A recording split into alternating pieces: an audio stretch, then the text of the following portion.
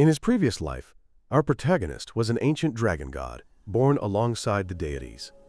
Throughout his existence, he often spread his wings to help humanity overcome natural disasters and horrific catastrophes.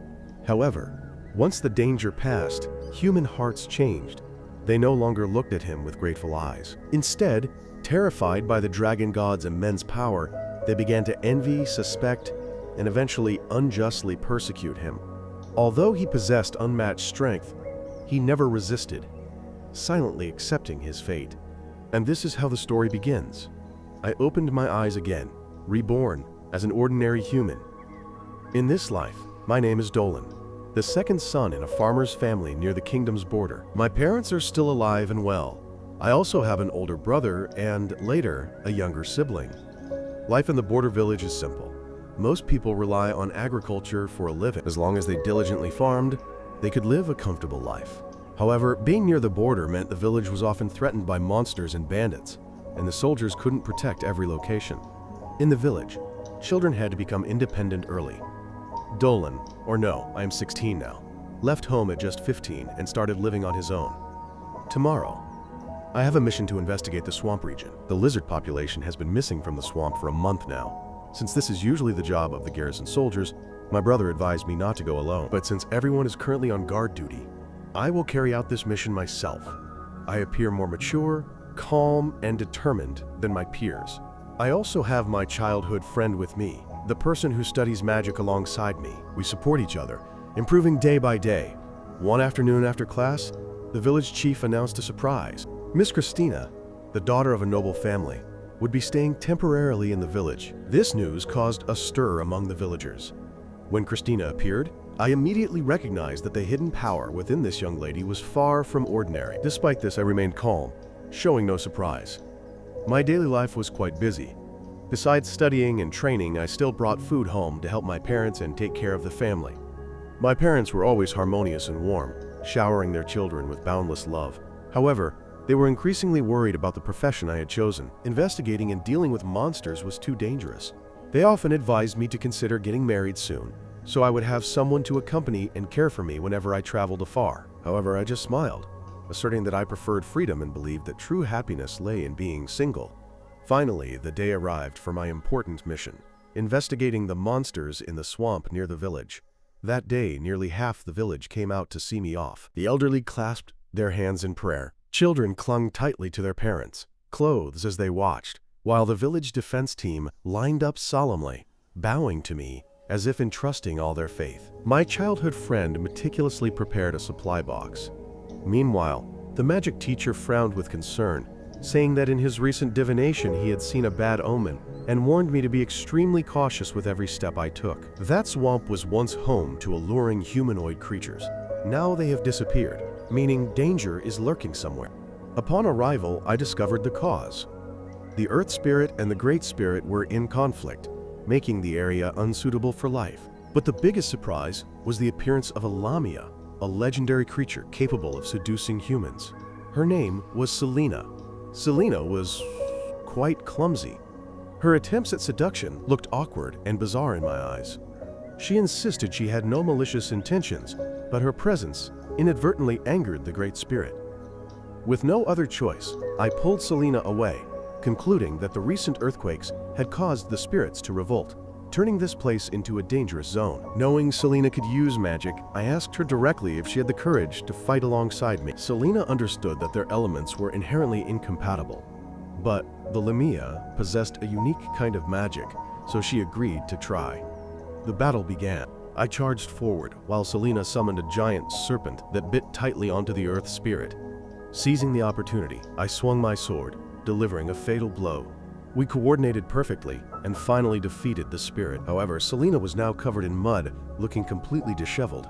I helped her return to her tent, prepared clean clothes and a warm dinner. While sitting together, Selena told me the story of the Lamia tribe. She explained that at the age of 17, every Lamia must leave their tribe and enter the human world to find a mate. This is an ancient, unbreakable rule, but they also carry a curse. The bodily fluids within a Lamia contain a deadly toxin. If their mate is not physically strong enough, they will be unable to endure it and will die during intimacy. Selena's mother met her father on such a journey and it was his strength and vitality that saved them both from the cruel fate. I listened, seeing Selena merely as an innocent and passionate girl. To me, she was nothing more than an innocent child who needed protection.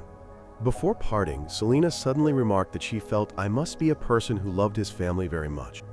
That innocent remark stunned me. Then, I suddenly had a realization.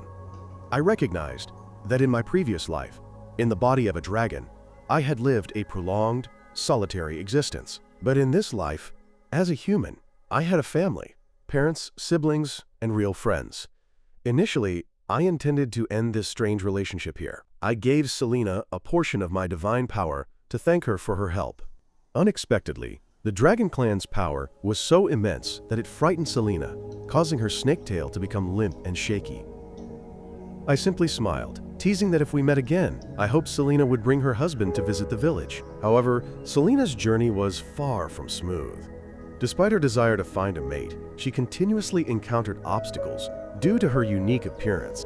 The moment humans caught a glimpse of her snake tail, they would pale, panic, and run away, not daring to take another step. This recurring fear made Selena's inherently soft heart even more sensitive, gradually giving rise to feelings of loneliness and helplessness. Meanwhile, after completing the investigation, I returned to the village and continued studying poison and potion making with Irie under our master's guidance. Irie was very skillful, with nimble hands and precise movements, completely unlike me, who was always clumsy and awkward. Despite trying my best, I often caused the potion bottles to fizz or emit pungent odors that stung the nose. I reminded myself that in my previous life, as a dragon god, I never needed to know about these tiny vials. But now, as a human, I must patiently learn, because it is an essential skill for survival. Our master not only taught us how to create common remedies, but also carefully guided us on preparing antitoxins. This knowledge was crucial for those who regularly had to confront monsters in the village. At every meal, the villagers clasped their hands and prayed to the Earth Goddess, a deity few people knew was once a close friend of mine when I was still in dragon god form. Every time I witnessed this scene, I felt both familiar and distant, like a fragment of an old memory still lingered. After finishing my studies, I started physical training more intensely. I ran laps around the village every afternoon, then stopped by the defense team's area to help train the young recruits. This way, I gained more combat experience while also forming a connection with the village's next generation. During these training sessions, I unexpectedly detected a faint, strange mushroom scent in the area. My instincts told me something was amiss, so that night, I decided to secretly investigate. In the darkness, I unexpectedly ran into Selena again, who was camping alone and washing her face by the stream. Startled by being discovered, Selena accidentally spilled her basin of water. With a quick reflex, I immediately rushed forward, spreading my hands to shield her. Because I was a dragon in my previous life, I didn't have a clear concept of gender, only believing that beauty should be admired and respected. When Selena frantically demanded that I close my eyes, I was very confused, not understanding why. Only after receiving a slap from her did I obediently comply, my face slightly flushing with shame. Selena recounted that she had initially intended to head south to find a mate, but everywhere she went, she was met with horrified stares and avoidance. Already suffering from social anxiety, this discrimination compounded her distress. Finally, exhausted and lonely, she quietly returned, hoping to seek help from me. Sensing her sincerity, I gently asked Selena if she wanted to live with me in this village. Selena was worried because, as a half-spirit, Lamia, she feared the villagers would never accept her. But I patiently explained that there were also people of mixed bloodlines in the village. Initially, people might be cautious, but ultimately, Selena's gentle and pure nature would surely make them open their hearts. Hearing this, Selena couldn't hide her emotions. She honestly admitted that she felt a rare sense of safety when she was near me. Furthermore, she had another goal. She hoped I would continue to share my life force.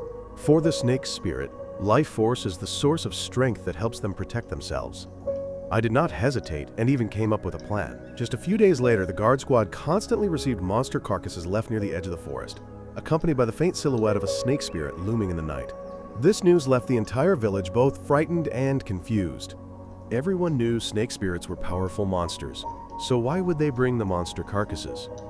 But upon seeing that these animals were still edible and quite delicious, many people gradually changed their perspective. Despite this, the vigilance had not completely disappeared.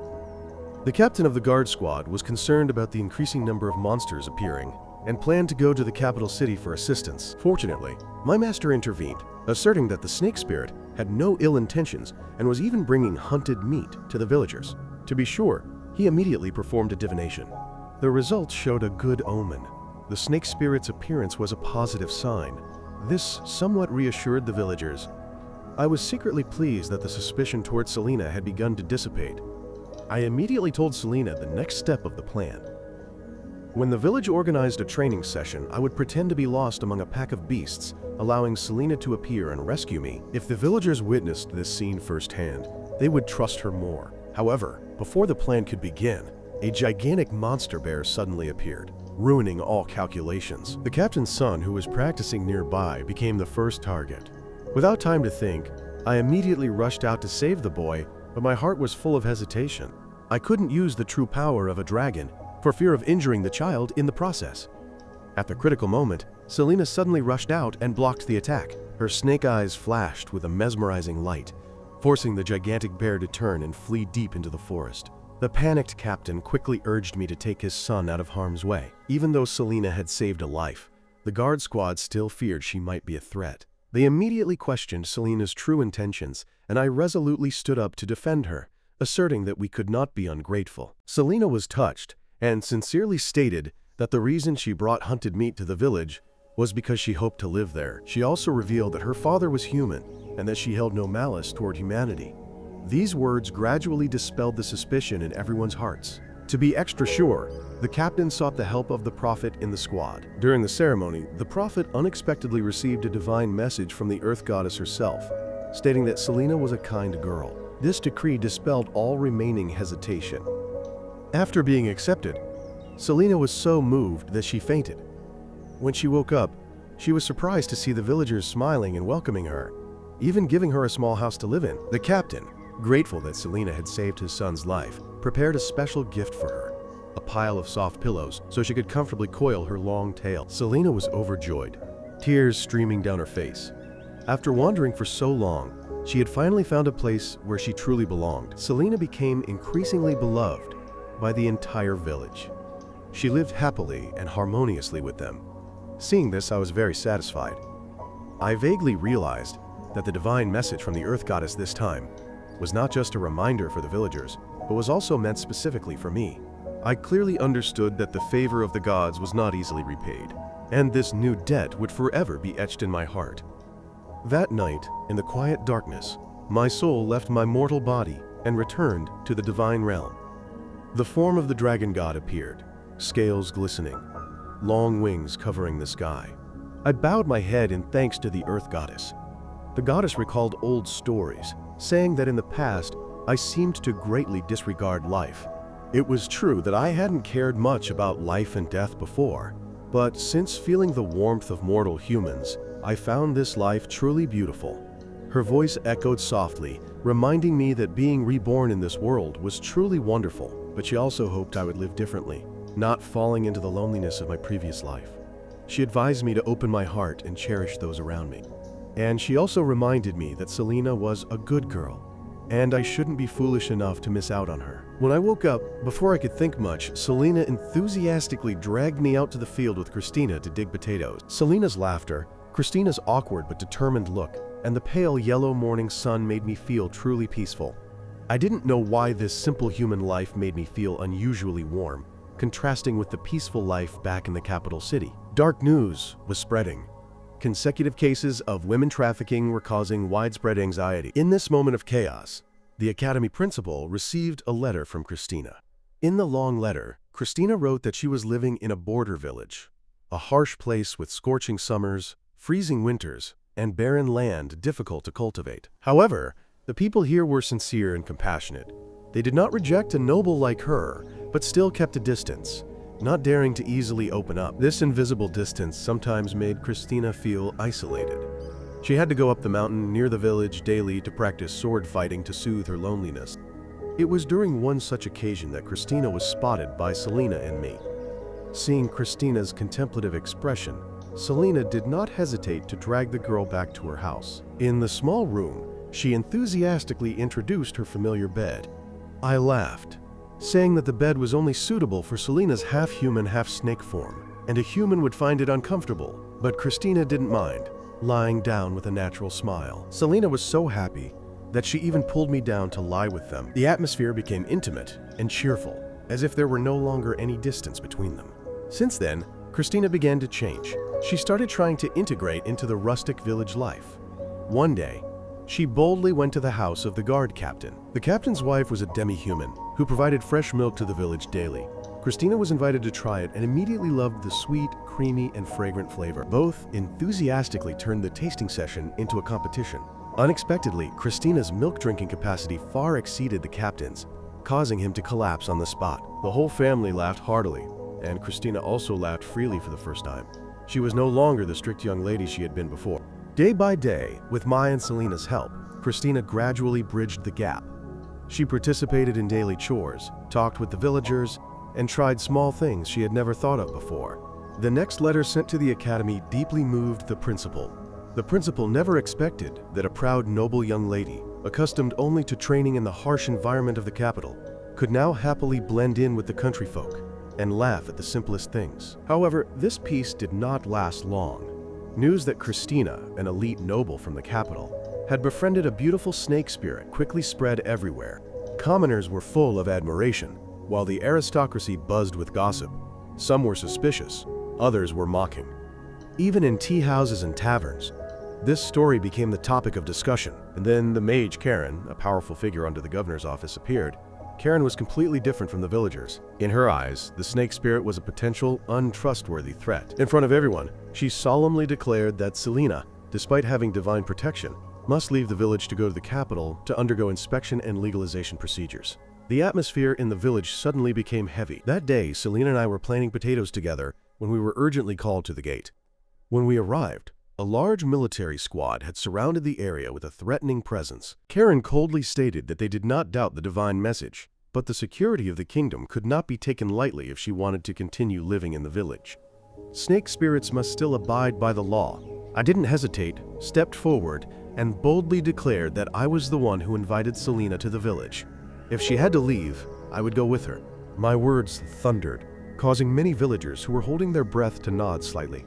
Christina, hearing the bad news, immediately used wind magic to rush away to find the principal. Meanwhile, Selena bowed her head, feeling a heavy sense of guilt. She feared that her presence had caused too much trouble. Seeing this, I embraced her, reassuring her in a decisive voice that she had done nothing wrong. I would stay by her side. I held her close, saying that my mother had once done the same for me. That hug made Selena tremble, tears falling from emotion. Meanwhile, in the capital, Christina had managed to meet the principal. The principal almost choked on his tea when he heard the story, but quickly reassured her that Selena would be safe under the protection of the divine. However, Karen was a sorceress from the governor's office, directly investigating the trafficking of women. She raised doubts, fearing that Selena might be falsely accused. Indeed, during the escort, while resting peacefully with our heads together, Selena and I were suddenly called out of the carriage by a noble village manager. He lowered his voice, his eyes full of implication, and began to reveal some confidential information. Christina was extremely worried. She understood that once she interfered in this matter, her noble status might be scrutinized, and she might even face heavy collateral responsibility. In the midst of the turmoil, that strange noble reappeared, leading Selena and me to meet the sorceress Karen. The strange thing was that Karen's attitude was completely different from what Christina had imagined.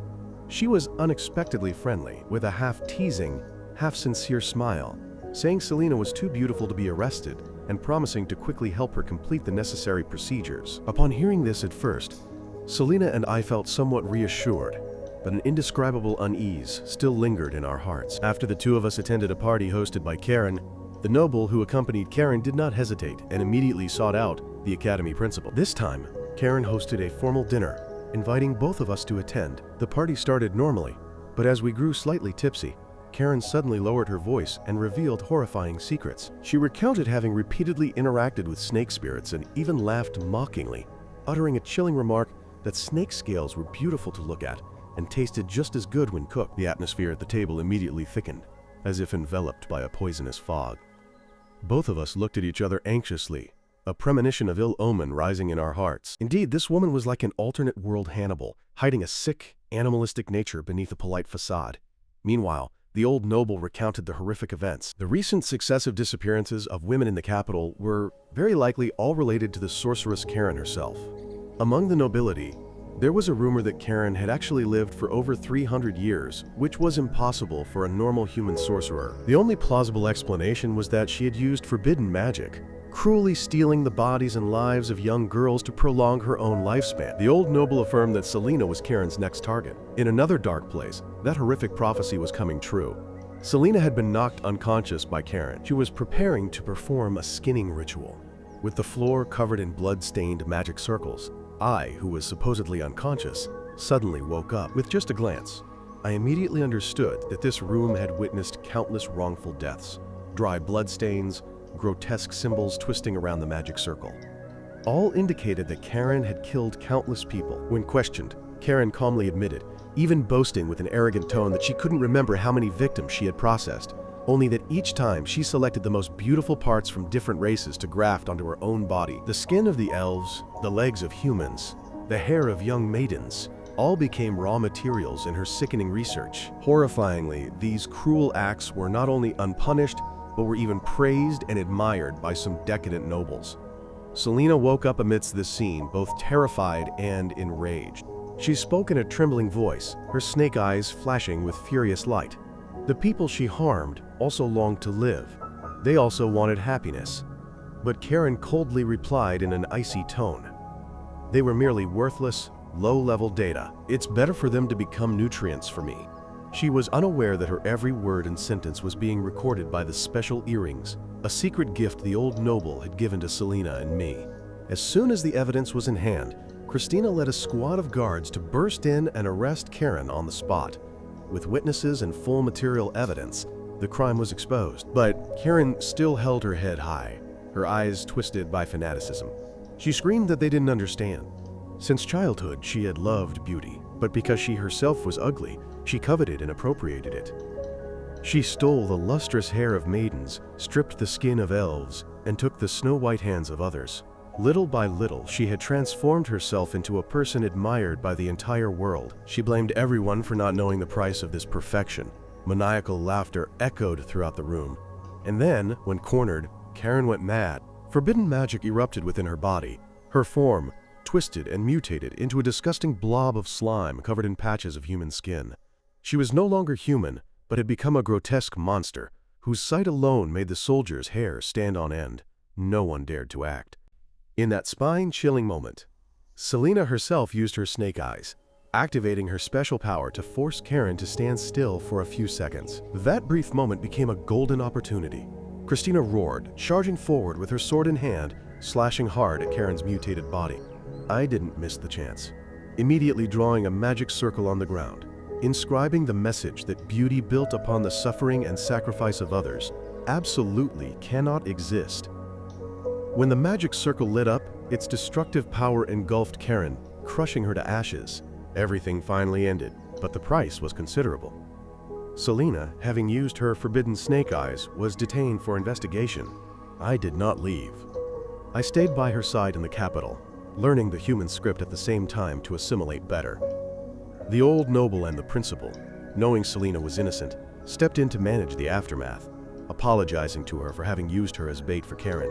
Thanks to them, Selena was officially issued an identity card and a passport. Afterward, the principal took Selena and me to meet my teacher's son. This person also took us sightseeing around the bustling streets of the capital. However, Selena was still a snake spirit, and her distinctness caused people to look at her with reserved, fearful eyes. Despite this, she managed to smile, choosing to buy a few small items as gifts for the border villagers. I appreciated her even more because of the determination in her eyes. Before leaving, the teacher directly asked me if I wanted to enroll in the Royal Academy. The principal also sincerely said that my soul was extremely special, and that if I systematically learned magic, my future would go even further. I quietly replied that I would think carefully about it after returning to the village. Selena couldn't hide her reluctance, her eyes seeming to want to keep me by her side longer, but I knew clearly that right now, the villagers needed me more than anything else. Nonetheless, Christina advised her friend that at the academy, he would learn more, and if I had the chance, I should try it. While I was still hesitating, bad news unexpectedly arrived. The Forest Spirit Patrol team discovered that their territory was under fierce attack by monsters. suffering heavy losses. The shadow of danger once again loomed, opening the next turbulent chapter for me, Selena, and our companions. The forest spirits on patrol duty unexpectedly discovered a colossal spatial portal in the deepest part of the forest. From that dark fissure, countless monsters poured out like a pitch-black waterfall. Roaring echoed everywhere, causing birds and small animals to scatter in panic. Before the spirits could even react, they were spotted by the hordes of monsters, who rushed towards them like furious whirlwinds. The battle lasted only a brief but bloody moment, and the entire patrol team was completely wiped out, leaving only horrifying traces in the chilling fog of the forest. At this time, I still knew nothing of the tragedy. As usual, I was patiently training the children in the village, teaching them basic movements with wooden swords. Selena stood nearby observing, and a vague emotion suddenly swelled within her heart. She thought about the day I would leave the village for the Magic Academy, and a strong sense of sadness crept into her mind. However, these thoughts were quickly interrupted when a group of mischievous children ran over, chattering happily and continuously playing with her soft tail, making Selena feel both embarrassed and amused. Just then, Christina appeared. She expressed her intention to go hunting in the forest with me. Initially, I wanted to refuse, saying the reason was not convincing enough to abandon my work. Christina had to offer another reason, that they needed to guard the herd of pigs being grazed in the forest. Faced with this explanation, I found it hard to refuse and finally agreed. Afterwards, Christina, a couple of guards, and I led the pigs deep into the forest. While the herd was moving, a piglet suddenly got lost, forcing one of the guards to chase after it. When he caught up, he discovered the piglet being attacked by a strange creature. Just then, a ferocious tiger also appeared and lunged. The guard panicked, unable to resist, but fortunately, Balin arrived in time to save him. However, the danger was not over yet, when a monster suddenly leaped out of the darkness and attacked Balin directly. Balin's painful scream echoed in the deep forest, causing me and everyone else to rush to his aid. The monster before us was ferocious, but it couldn't compare to the strength of a dragon. With just one powerful blow, I defeated it. Christina asked in astonishment what kind of creature it was. I replied that this was no ordinary monster, but a demon. Specifically, a low-level demon, but one with great speed and strength, making it very difficult to deal with. When the monster tried to get up after the strike, I launched a precise energy blast that weakened it, and Christina quickly swung her sword to finish it off immediately after. I warned Christina that the villagers must absolutely not know about the demon's appearance, because if this news spread, everyone would panic. Upon returning, the village elders immediately held a meeting regarding Balin's wound. The discussion was tense, but they finally decided to let Selena and I investigate the forest. Christina was also eager to go along, but due to her noble status, the village elder refused. On the way into the forest, I gently mentioned that it had been a long time since I had the chance to go alone with Selena. Hearing this, Selena blushed and replied nervously that she would try her best not to be a burden to me. But not long after, they discovered that Christina was secretly following them. Facing our questioning gaze, Christina explained that the village was also very important to her, and she couldn't stand by and do nothing. Thus, she wanted to help protect it. Afterward, they divided the tasks. Selena would be responsible for controlling the monsters, while Christina and I would handle the attacks. The three continued deeper into the forest. There were no unusual signs until a huge silhouette suddenly appeared, blocking their path, immediately causing Christina to tense up and draw her weapon, ready for battle. But the subsequent sight astonished her, as Selena easily approached and befriended the large creature. I explained that monsters used to always fear me, but now they no longer showed fear, which also confused me. Christina found it hard to understand how Selena and I could coexist with the monsters. Selena reminded her that she herself was also a monster. Only then did Christina remember and feel embarrassed for forgetting that detail. A small monster timidly approached Christina. Selena offered her an apple and told her to try feeding it. Christina complied, then gently stroked its head and inadvertently felt a simple joy. Selena explained that these monsters were actually only approaching humans because they were hungry. Normally, they had no intention of attacking. I remarked that if such powerful creatures were being pushed out of their habitat, something unusual must certainly be happening deep in the forest. While resting, Selena suddenly looked at Christina and complimented her beauty. I agreed, which made Christina blush in embarrassment. Selena curiously asked for the secret to increasing charm, believing that if she acquired this, her enchantment magic would be stronger, helping her easily find a mate. I smiled and said that with her current appearance, Selena was already attractive enough. This compliment made Selena mistakenly believe that I intended to marry her, so she didn't need to change any further. While Selena was still absorbed in thought, an abnormal surge of aura suddenly radiated from deep within the forest. A magic orb shot out and fell near them, containing a small unconscious spirit. Before they could investigate, countless other demons swarmed in, surrounding them. Thanks to previous experience, my group did not encounter much difficulty. Two monsters even tried to use their bodies to block the attack, but I transformed my arm into a dragon form and crushed them. After the battle ended, the small spirit woke up and introduced himself as Marl. He expressed gratitude for being rescued and explained that he had fled here after being hunted by an army of monsters. Christina hoped Marl could provide more useful information about the situation in the forest. At this moment, I noticed we were being surrounded by another group, but the feeling was not hostility but caution. When that group lowered their weapons, a group of elves emerged from the forest. Their leader stepped forward and ordered Marl to return to the tribe. Although my group had rescued Marl, the forest elves remained vigilant because humans and snake monsters were traditionally territorial invaders. I calmly stated that I came from the neighboring village, and my purpose was only to investigate because monsters had been appearing frequently recently. Hearing this, Chief Geo accepted the reason, but also advised my group to leave the forest soon as it was becoming increasingly dangerous. I understood that the cause must stem from the appearance of the spatial gate. At that moment, Christina expressed her desire to help. I thought long and hard. I knew that the appearance of low-level monsters was just the beginning. As long as the gate existed, stronger monsters would soon emerge. For the safety of the village, even if I had to reveal my dragon power, I would eliminate this threat immediately.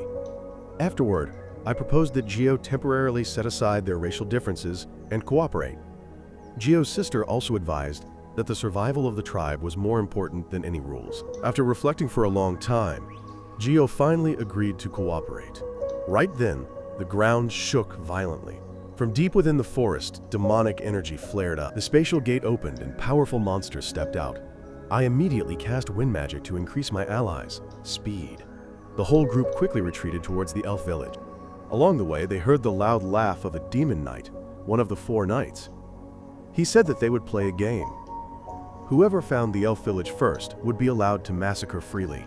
As soon as he finished speaking, he dashed into the forest, leaving behind a savage laugh. In the elf village, the situation was extremely critical. Although the villagers tried their best to fight against the horde of monsters, the forces were too unevenly matched. Just as the defense line was about to collapse, Jorud appeared. With just one blow, he broke through the defenses and began a massacre without hesitation. As his huge spear was about to stab a child, countless vines suddenly sprang up from the ground, tightly wrapping around Jorud's body and draining his flesh and blood. The one who deemed himself invincible found himself restrained and unable to move. The person who came to the village's aid was Deodora, a female mage who controlled nature. At this moment, I also sensed the danger and no longer restrained my power. I unleashed my dragon magic, annihilating large swaths of monsters. I also gave the Earth Spirit Crystal, which I had obtained previously, to Christina and Selena. Thanks to this, both of them were able to cast powerful magic. When the powers of all 3 were combined, all monsters in the area were instantly annihilated.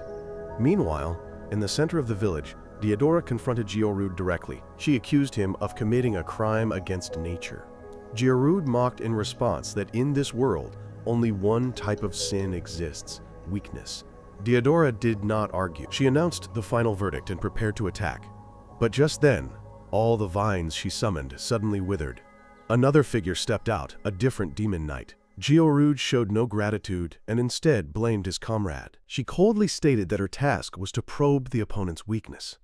Facing 2 demon knights, Deodora did not flinch. She intended to unleash the power of nature, but discovered that she could no longer sense the life around her. The reason was that the flower gardens in the forest had been completely destroyed by Rafflesia on the way here. Deodora attacked furiously, but Rafflesia countered that there was always a struggle for survival among flowers, so she should actually be thanking him. Deodora's vines were easily nullified by Rafflesia's barrier. The power that had restrained Jorud now completely vanished. The reason was that Rafflesia was a flower spirit, but one of a gigantic hellflower type that specialized in devouring other spirits. Nonetheless, Deodora showed no fear.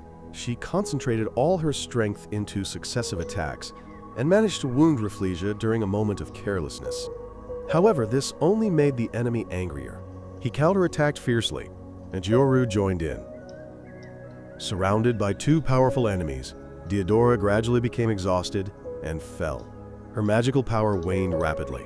Death was imminent.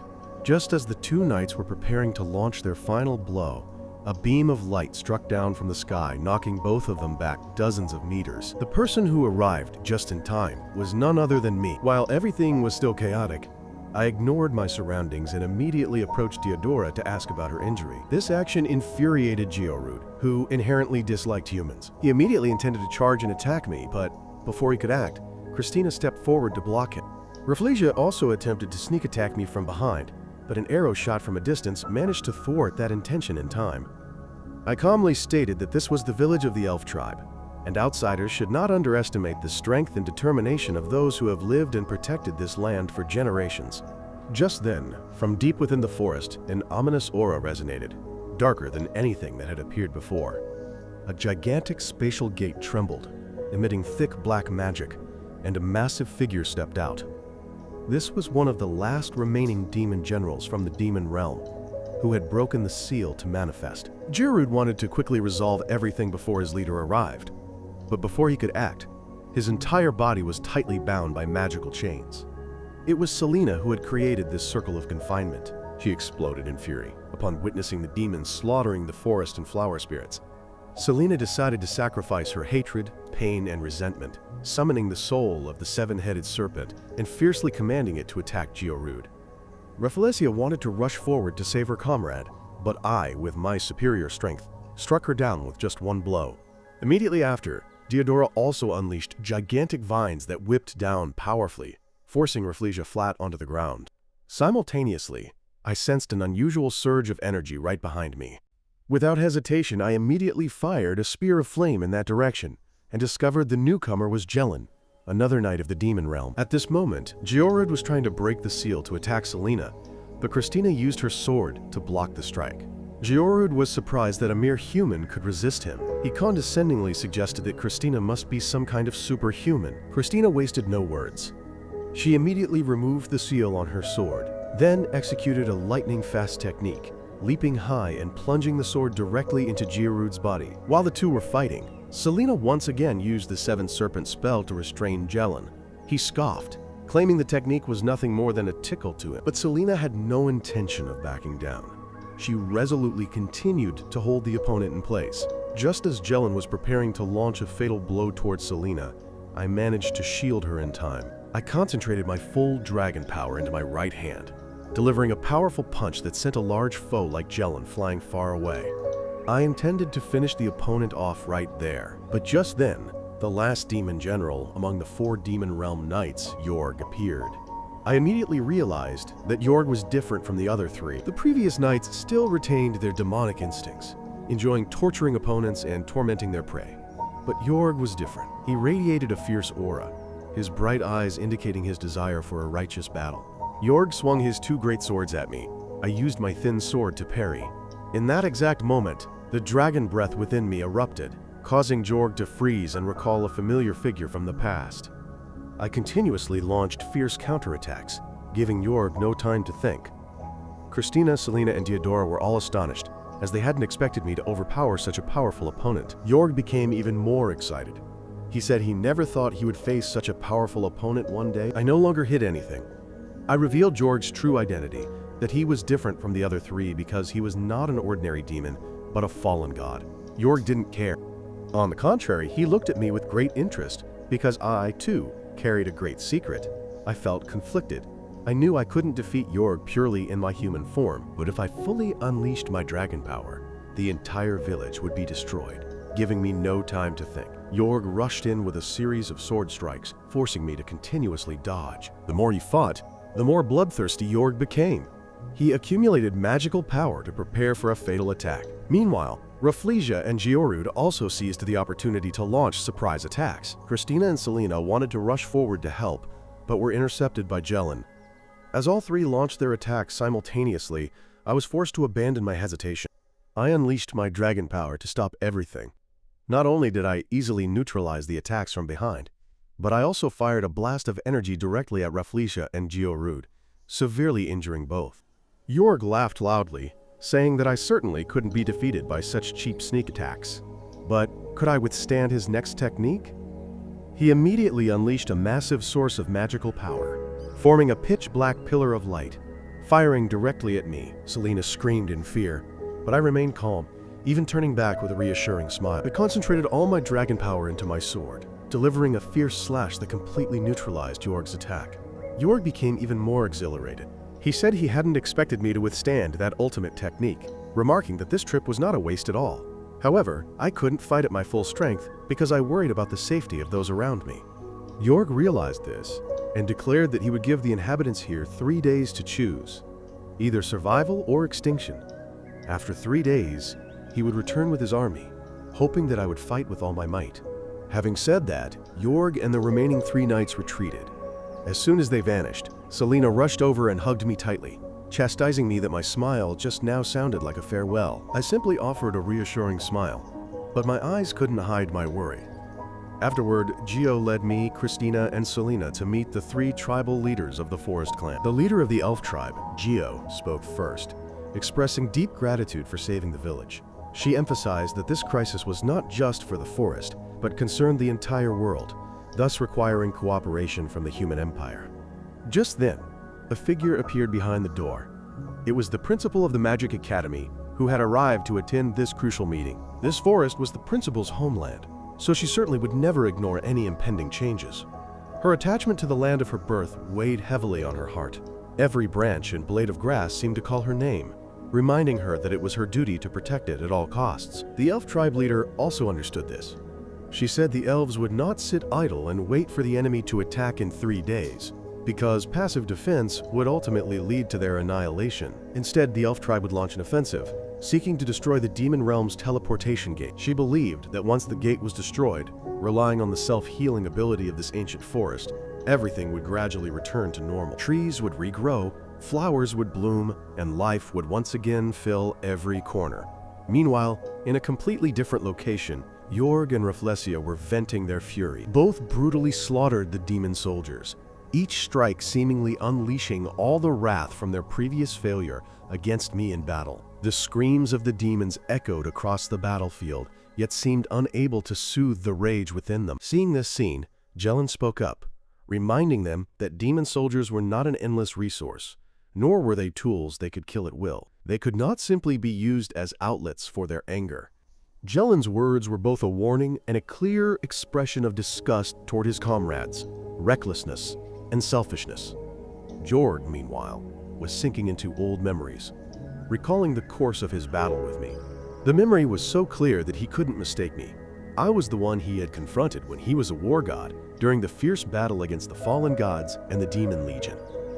He had witnessed the appearance of the dragon god. Now, although he couldn't explain why the dragon god had turned into a human, overwhelming excitement surged within him at the prospect of fighting such a mighty opponent in his lifetime. He felt that all his years in the demon realm had not been meaningless. Returning to the elf tribe's village, I found Diodora. She was sitting quietly, mourning the lost flowers, once the pride of the deep forest, but now destroyed by the demonic massacre. I approached. I asked if I could touch them, which initially surprised Diodora. I had no other intention besides wanting to help heal the lingering wounds on her body. Although Diodora firmly objected, not wanting others to worry about her, I was direct. I directly used dragon energy to infuse the wound. The moment that energy source made contact, the wound, which had been infiltrated by demonic aura and seemed incurable, quickly closed. Diodora couldn't conceal her astonishment. She said that I truly did not resemble a normal human. I just smiled lightly, replying that she should just consider me a human with a bit of magic. Afterward, I returned to my living quarters, where the girls had started an afternoon tea party. The atmosphere seemed very peaceful, but then the conversation naturally shifted to everyone's appearance and figure.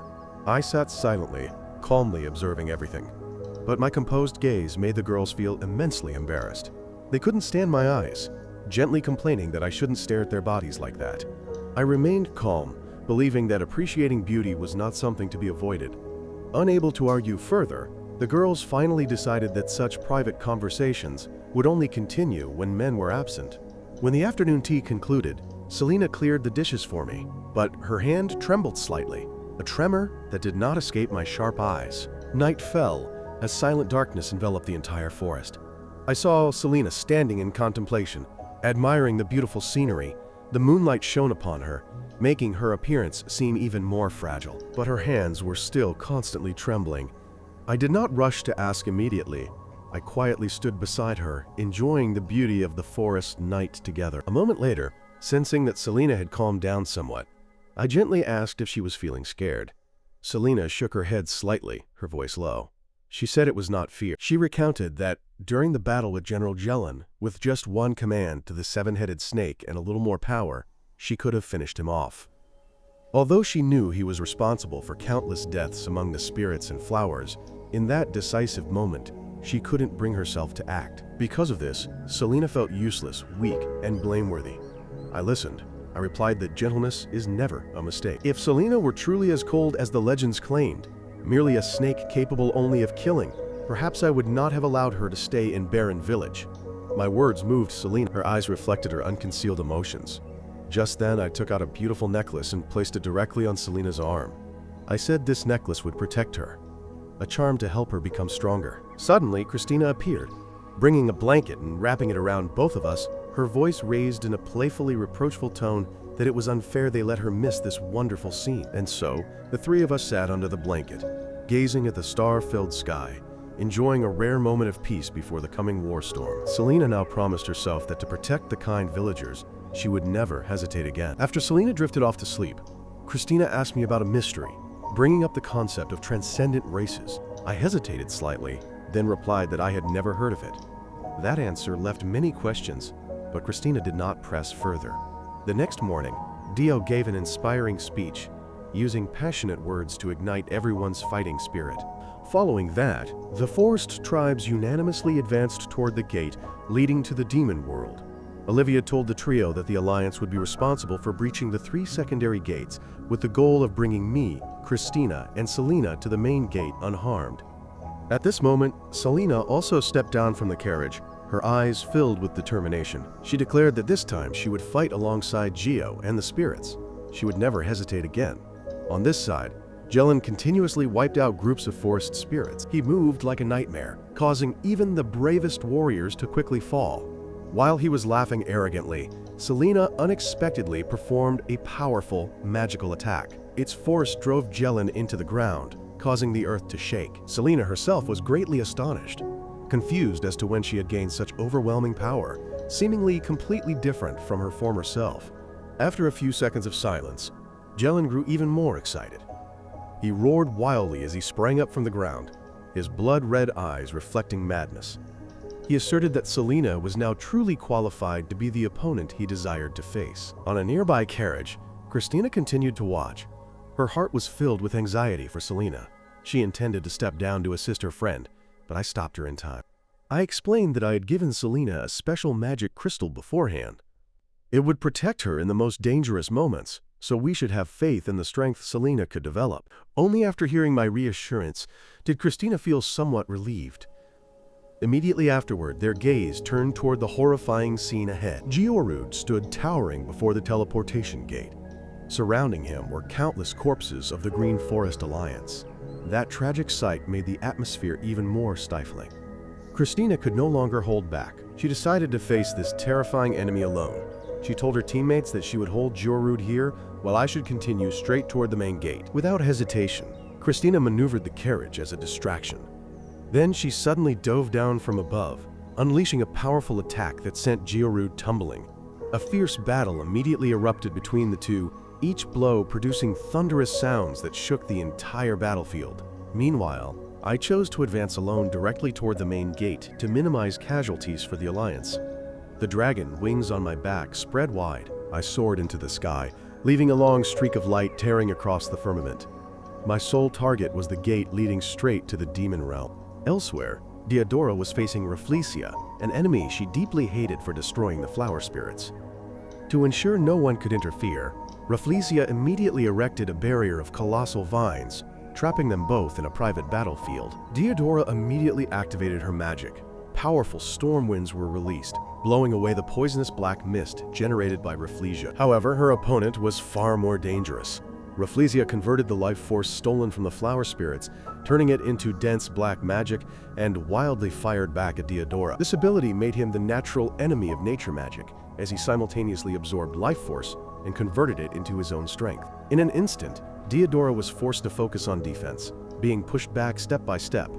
Having no other choice, Diodora had to release the power that had been sealed for a long time. Rafflesia felt immense pleasure. He mocked her and said that this battle would be a contest to see who could devour whom. Two massive streams of magic collided. An unnatural light enveloped the area. The battle grew increasingly fierce. However, Rafflesia's resilience gradually became overwhelming. Diodora was constantly knocked back, her body growing tired, yet fear never appeared in her eyes. Instead, Diodora looked straight at her opponent, asking if her life was a delicious flavor. Rafflesia laughed arrogantly, admitting it was a unique flavor he had never tasted. Diodora then gave a cold smile, saying, if this is his last meal, then he should eat his fill. Just then, a strange flower suddenly sprouted on Rafflesia's face. Following that, countless floral branches grew out, quickly coiling tightly around his entire body. Diodora revealed the truth that this battle had been premeditated, because the previous day, when she had pierced Rafflesia's body with a sharp thorn, she had implanted a black blood flower seed inside him. That flower gradually drained his very blood and flesh. Rafflesia's screams of hatred echoed in despair. In the end, he was completely devoured by that horrifying flower.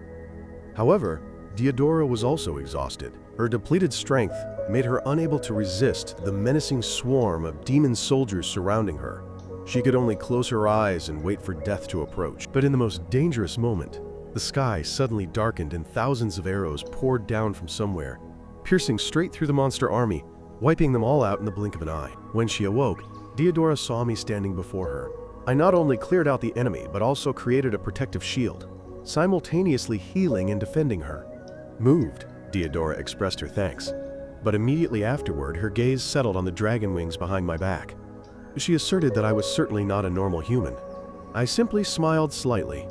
I said that I was indeed human, only that my soul from a previous life had once been a dragon. That sounded plausible. Having said that, I turned around and continued toward the next gate to the demon realm. Diodora quickly suggested that she wanted to come with me, but I shook my head, saying that I would fly there and she probably wouldn't be able to keep up. Hearing this, Diodora blushed slightly. She hesitantly suggested that if I carried her while flying, wouldn't that be better? But I merely shook my head gently. I believed the upcoming battle with Jorg would be more favorable if I faced him alone. Having said that, my dragon wings beat strongly and I vanished into the sky. At that time, Selena's situation was extremely perilous. Her body was severely injured. The enemy's snake tail had pierced through her, pinning her to a withered tree. The forest spirits had risked their lives, fighting desperately to save her. Geo immediately pulled the wooden shard out of Selena's body, intending to use magic to relieve the pain. But unexpectedly, the bracelet I had given her shone brightly. Thanks to it, the serious wound quickly healed, much to everyone's astonishment. Phil immediately advised Selena to retreat because if they continued fighting, the entire squad might be completely annihilated. Meanwhile, on another battlefield, Christina gradually realized her weakness when facing Georude.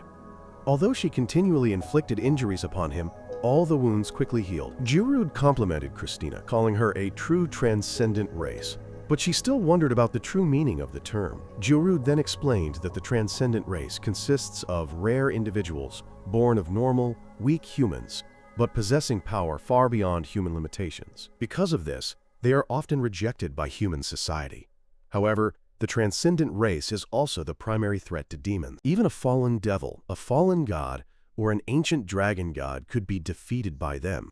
He also revealed that the hero who defeated the ancient dragon god in legend belonged to the superhuman race.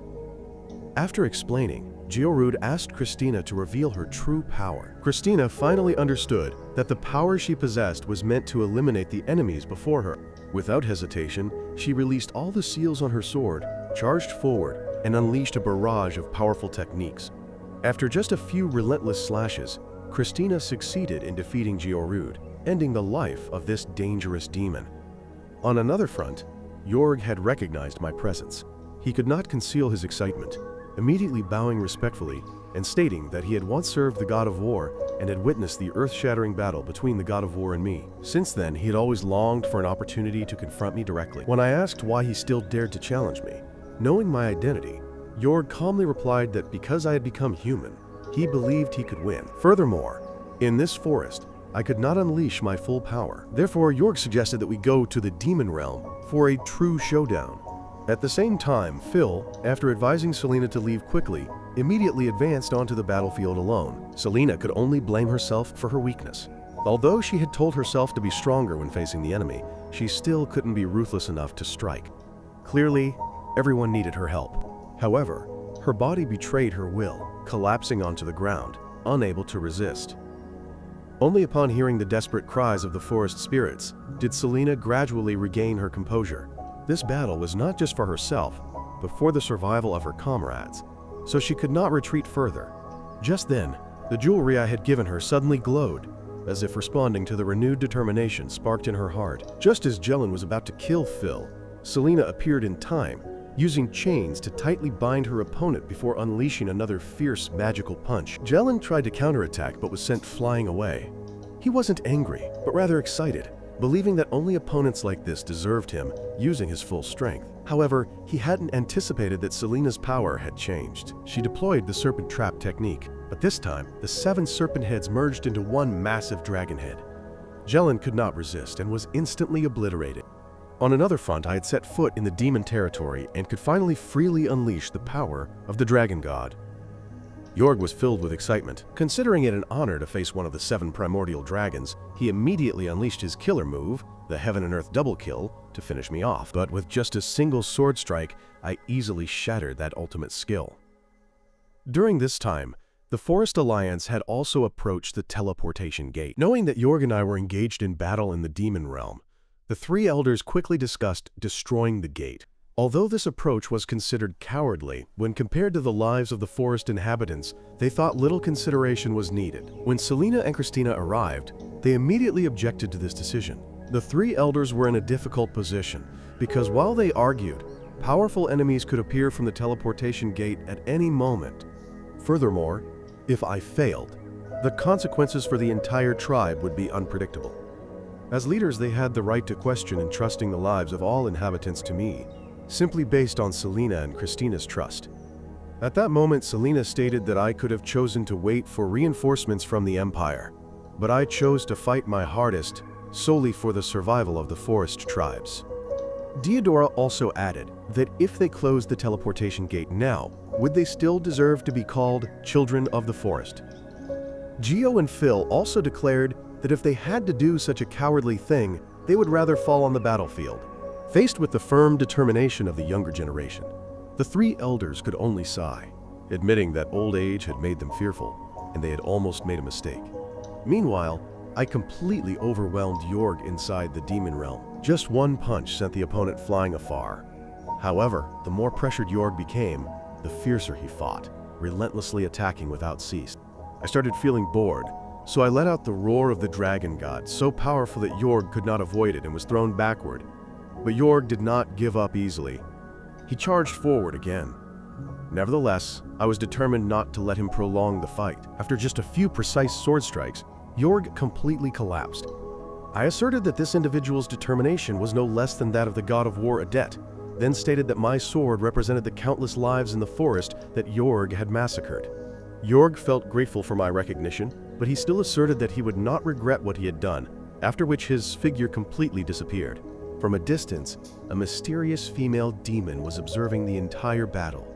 Seeing me, she showed excitement, believing that the ancient dragon had not vanished after all. And this time, she had another chance to play with you once more. Meanwhile, at the teleportation gate, all the forest inhabitants simultaneously burst into joy when they saw me emerge alone, intact after the battle.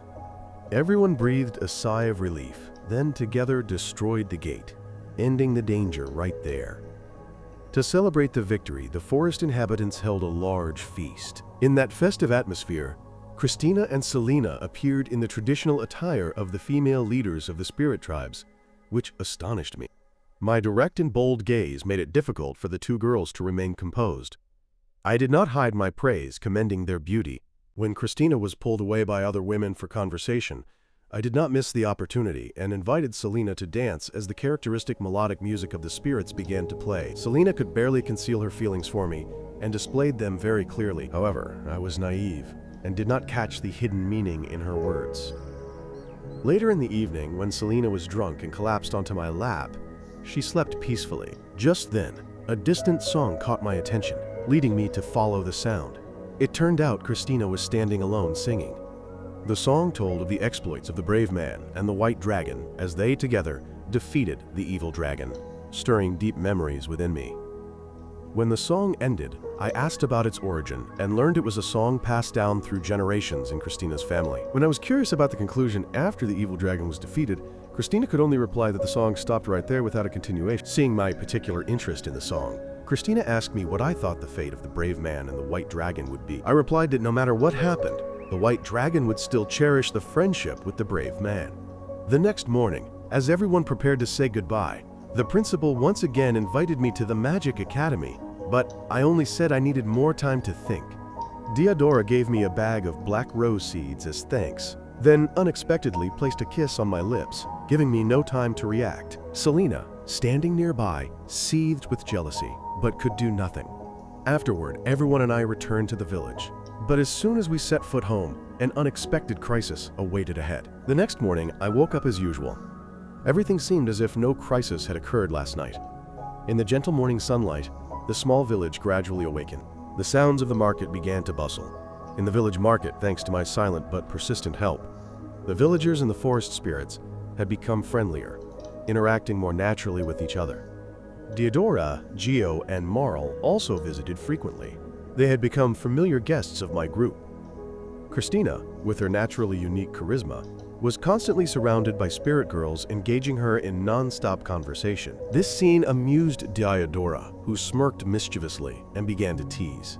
Seeing this, Selena frowned slightly, voicing her hope that Diodora would stop teasing Christina. But no sooner had she finished speaking than Diodora quickly switched her target to Selena.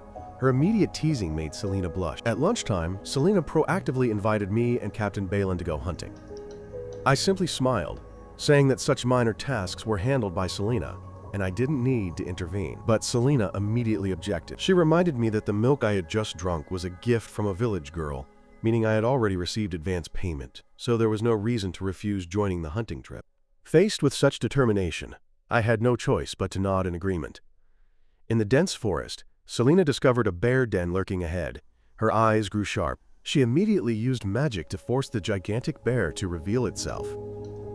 As soon as the opportunity arose, Balin and the soldiers charged forward, their cold blades slashing into the animal's body. This sight inadvertently made me frown, and my heart ached.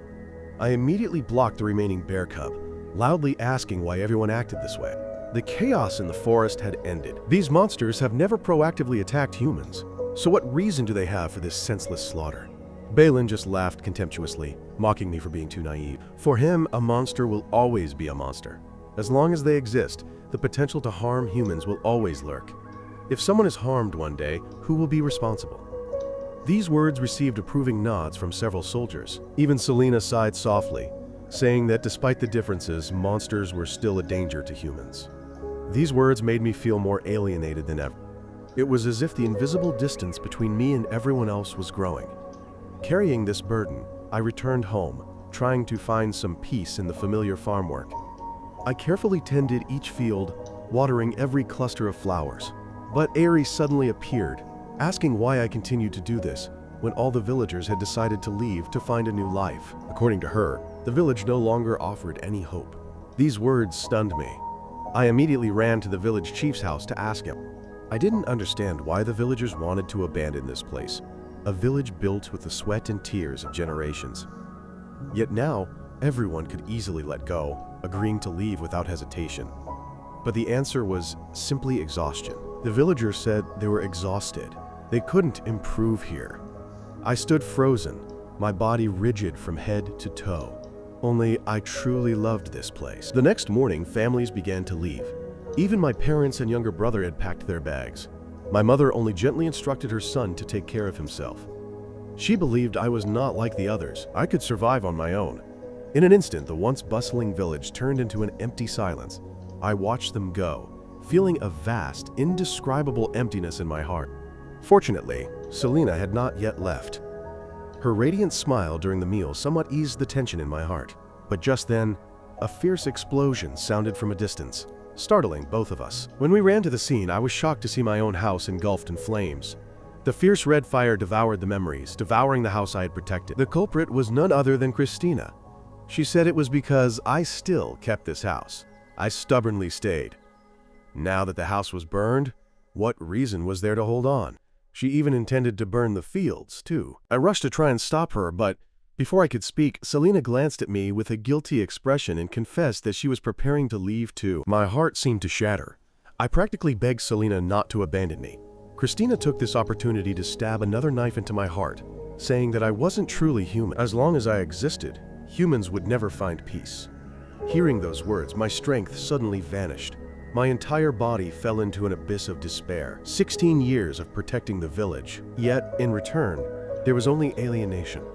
I wondered what I had done wrong. A gloomy voice echoed in my head. Protection is just a form of arrogant love. It was all unilateral on your part. Humans never accepted you. You used your friends to escape that world. Now it's time to return. In the blink of an eye, when I opened my eyes, I had returned to my true form, a massive dragon. The fatal wound once inflicted by the hero had now vanished. 16 years living in human form. The joys and sorrows suddenly became a brief dream. That voice echoed again, affirming that everything was just an illusion, and my true purpose was to protect all living beings. Just then, a familiar voice rang out, gentle yet emotional. It was Selena. Thanks to the necklace I had given her, she had inadvertently stepped into this strange space. Seeing the dragon before her, Selena felt incredibly familiar. Immediately after, she realized it was me. When I asked why she was here, Selena replied that ever since falling asleep, she had always hoped to see me again. When she woke up, she was surprised to find herself here. I hesitated, asking if she knew who I truly was. Selena didn't waver, asserting that the magnificent dragon god before her was still the friend Dolan she had always trusted. She recounted every memory, every moment they shared, small as they were, but they moved my heart. I gently raised her delicate body with my hand, letting Selena frolic on my gigantic form. Her heartfelt words of thanks warmed my heart. Selena said that I had saved the loneliness in her heart, but I knew the one who truly needed to be thanked was me. After bringing Selena out of this space, my eyes became determined. It was time to face the being behind that voice. It was the evil god of destruction and oblivion, the greatest enemy of my life. The evil god said coldly, Dolan could deceive everyone, but never her. The story of being critically wounded by the hero was not true. In fact, I proactively took that opportunity, using the hero's hand to end the long, drawn-out days in dragon form. I voluntarily gave up my godhood, my dragon bloodline, and even myself. One who once wanted to abandon everything like that. How could such a person now live so peacefully, as if nothing bound him? I secretly admitted that there were indeed times when I felt this existence was too heavy, too exhausting, to the point of wanting to disappear. But after transforming into a human, I experienced a real life for the first time, through the love of my parents, the bond with my neighbors, Selena's gentleness, and the memories with Christina. They made me realize the true meaning of living. And now, anyone who dares to cross my path, who dares to touch the life I cherish, I swear I will never show mercy. Hearing these words, Calvith burst out laughing. She arrogantly declared that this was her world. If I wanted to leave, I had to defeat her first. As soon as she finished speaking, I delivered an earth-shattering punch, sending the evil god flying away. Just as I was preparing to deliver the decisive blow to end the battle, Calvith suddenly raised her hands in surrender. Afterwards, I coldly stated that through this nightmare, I had genuinely developed the desire to destroy Calvith. However, I also clearly understood that this terrifying power only existed in this life. Once I continue the cycle of reincarnation, the dragon soul within me will gradually erode, eventually dissolving into nothingness. That was the curse the evil gods had collectively imposed on me. Hearing this, Calvith showed a momentary sadness. She quietly asked if that meant, even if she did nothing, I would eventually completely disappear. I slightly curled my lip, replying that she should be delighted by that, but surprisingly, Calvith sincerely said she considered me a friend.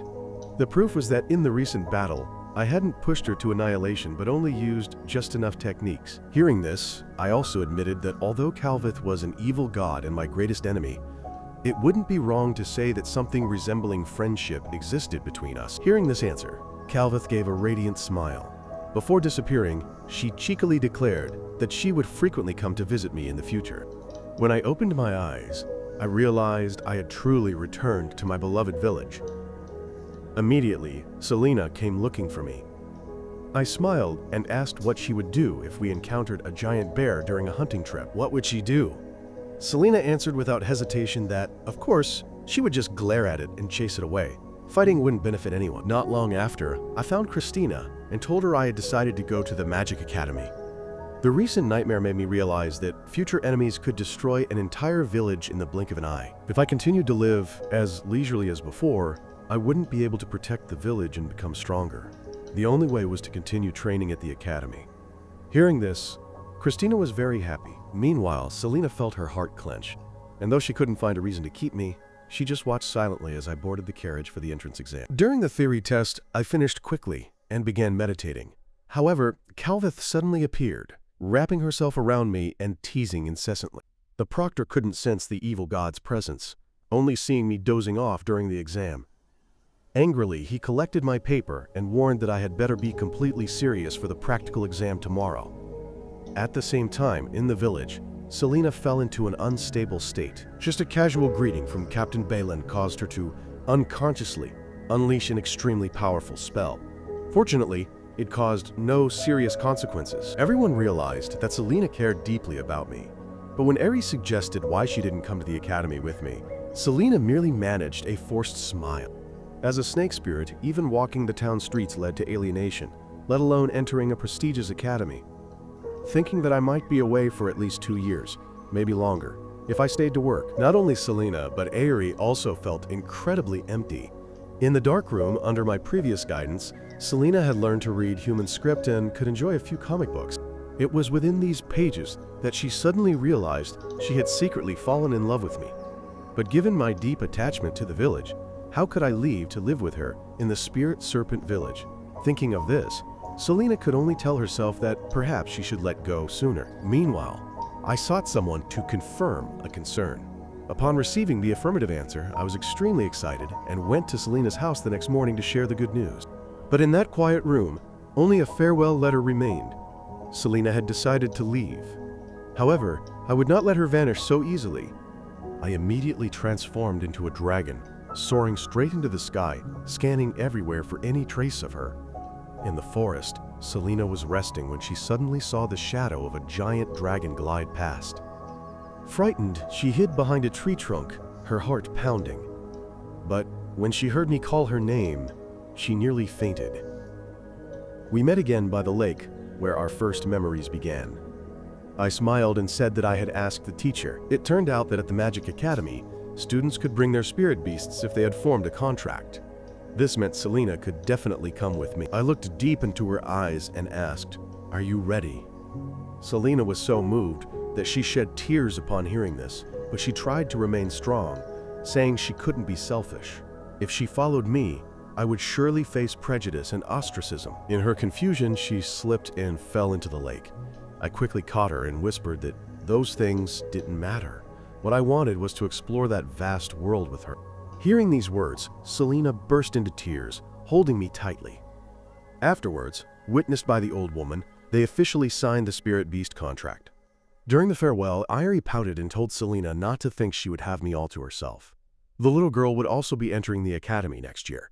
And thus, my simple life in the village officially came to an end. A new and challenging chapter lay ahead of me. As for Selena, still feeling like she was in a dream, she could not believe that she was now my companion, holding my hand until the end of the road. My story ends here. Make sure you have subscribed to the channel and turned on notifications. Thank you for watching the video until the end, and see you